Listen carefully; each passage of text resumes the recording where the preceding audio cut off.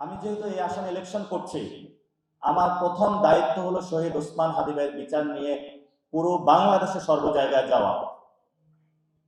আমি সরকারকে আহ্বান জানাবো যে আপনারা শহীদ ওসমান হাদীর বিচারিক প্রক্রিয়া দ্রুত শেষ করেন। আপনারা একটা সাগর রুনি হত্যাকাণ্ডের মতন বছরের পর বছর ঝুলাইয়ে রাখার এই যে কয়দা কানুন, আপনারা সেটা থেকে বের হন।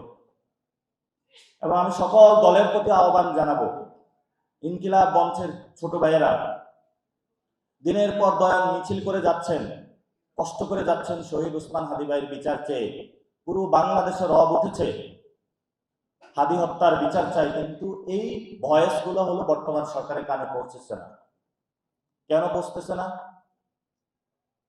আমরা দ্রুত শহীদ ওসমান হাদী ভাইয়ের বিচারিক যে হত্যাকাণ্ড হয়েছে এটার বিচার চাই, এবং আমরা সুষ্ঠু একটি ইলেকশন চাই বাংলাদেশে, এবং গণভোটে যাতে আমরা হায়ার মধ্যে নতুন বাংলাদেশ পুনর্গঠন করতে পারি, যাতে আমাদের চাকরি, শিক্ষা, স্বাস্থ্য, বাণিজ্য থেকে সর্বক্ষেত্রে নতুন একটা ব্যবস্থা প্রচলন করতে পারি। সেই ক্ষেত্রে